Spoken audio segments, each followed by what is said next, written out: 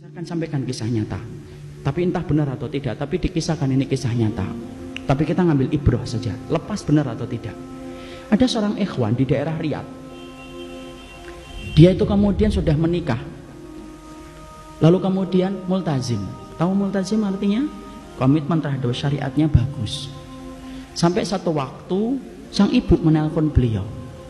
Lalu kemudian menyampaikan, "Nak, adikmu sekarang masuk ke universitas di kota yang sama dengan kotamu. Biarlah dia tinggal di situ karena dia nggak mengetahui tentang sifat daerah yang baru." Harusnya dia paham sebenarnya adiknya itu adalah bukan mahram untuk istrinya. Karena apa? Ipar itu maut. Alhamdu mautun. Ipar itu maut. Ipar itu maut. Kenapa sih maut?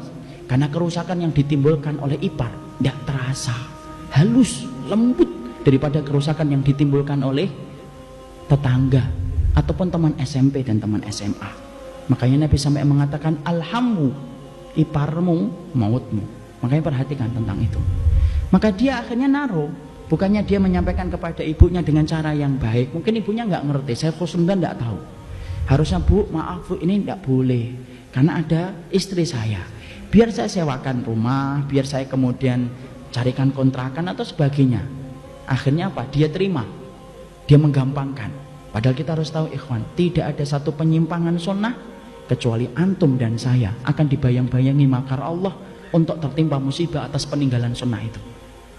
Dia tinggal bersama istrinya, tinggal bersama adiknya, dibangunkan hijab, kain yang pendek, untuk kemudian membangun sater. Tapi kan tidak bisa, tidak tiap hari 24 jam dia berada di rumah. Kemudian tampak biasa, punya anak satu, punya anak dua, sampai Allah menakdirkan kecelakaan hebat menimpa kepada sang laki-laki itu.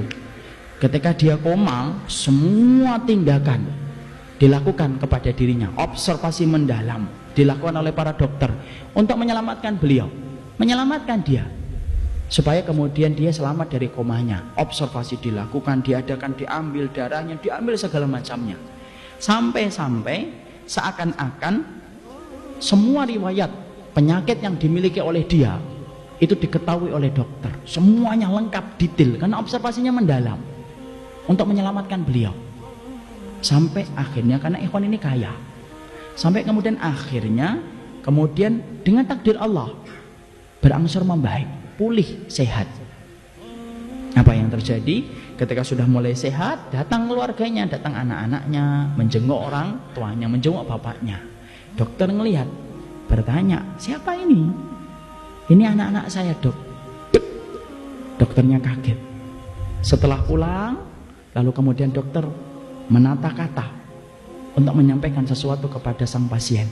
"Pak, yang saya tahu, saya cuma mau ngomong, dari semua observasi yang kita lakukan ketika Bapak dalam keadaan koma, ada catatan riwayat bahwasanya sperma Bapak kosong, tidak bisa punya anak."